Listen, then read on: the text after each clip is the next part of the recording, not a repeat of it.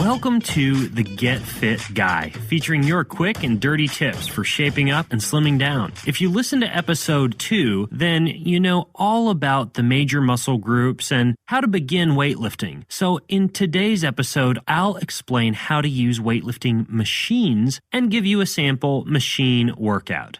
As you listen to this episode, please remember that before lifting weights, you should be warming up and stretching first.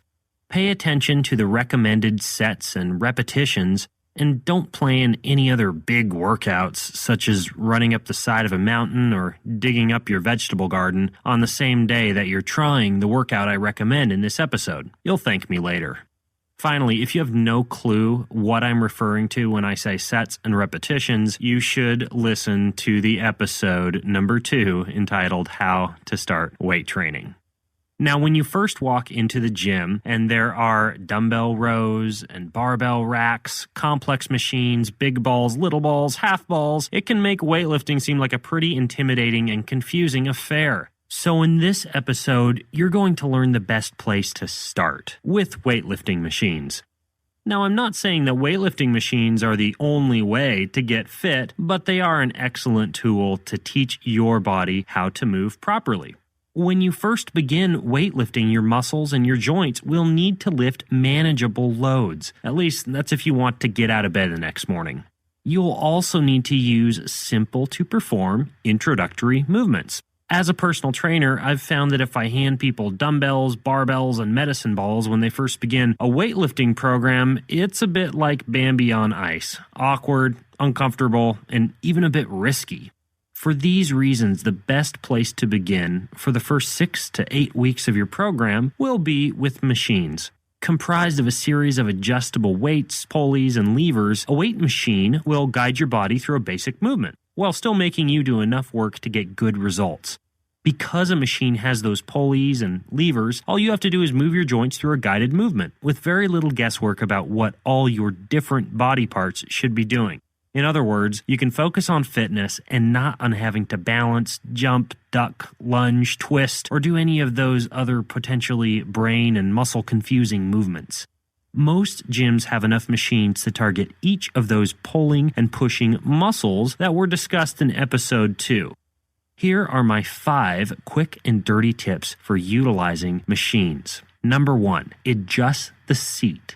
Before getting started, make sure each machine's seat is at the right setting for you. That will vastly improve the comfort and effectiveness of your exercises. If you're a short person, choose a high seat setting. If you're tall, choose a low seat setting. And if you're medium, well, you get the idea, Goldilocks. Quick and dirty tip number 2, work all of your muscle groups. When you lift weights, you should use a number of different machines to target all your muscle groups in one single workout. Do this same routine 2 to 3 days per week. A good place to start will be with 3 sets of 10 to 15 repetitions for every machine exercise. I'll tell you which exercises you need to be sure to include and give you a sample weightlifting routine at the end of this episode. Quick and dirty tip number 3. Don't rest in between machines. In between exercises, don't sit and rest for 60 seconds while chatting with your friend or nosing around a magazine. Instead, move directly to the next exercise so that one muscle group is working while another is resting. You'll get way more bang for your buck and you'll maximize the effectiveness of your time at the gym.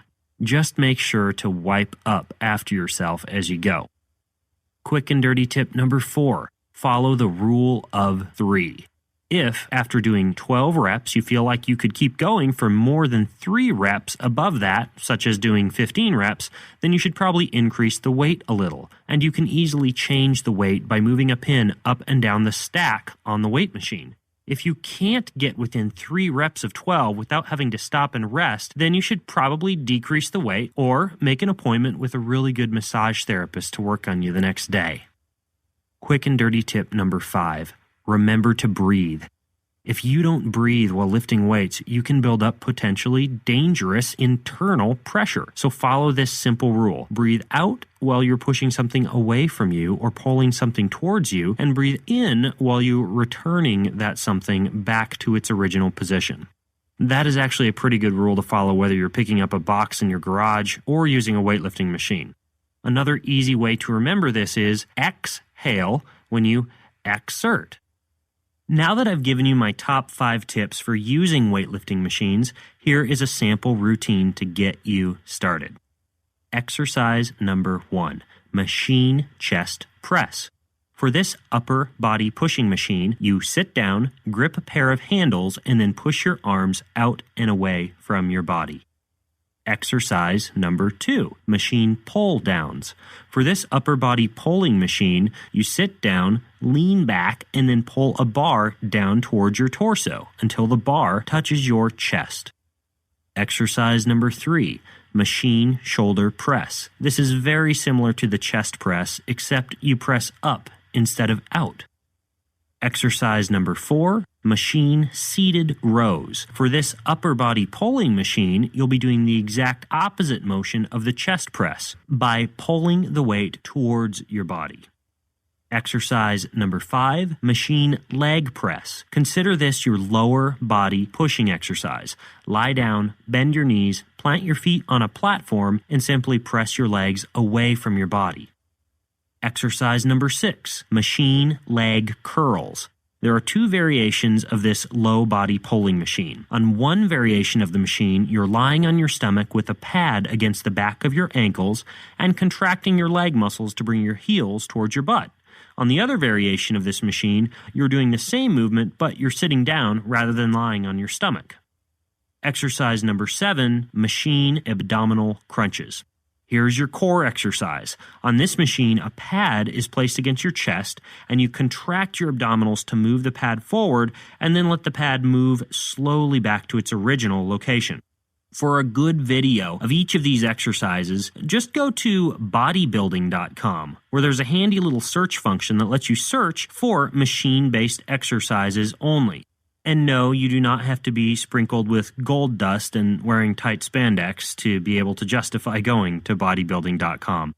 I'll also put a link in the show notes that brings you directly to the page that I'm talking about at that website. And don't let the strange pictures of incredibly ripped freaks scare you away. The instructions are really good.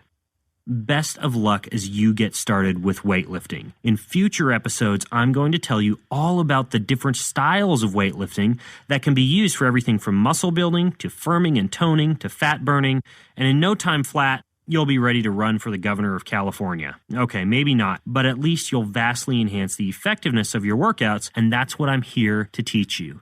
If you have any questions, be sure to head over to the Get Fit Guy Facebook page at facebook.com/getfitguy. Until next time, this is Ben Greenfield, the Get Fit Guy, asking you, what are you waiting for? Go get fit.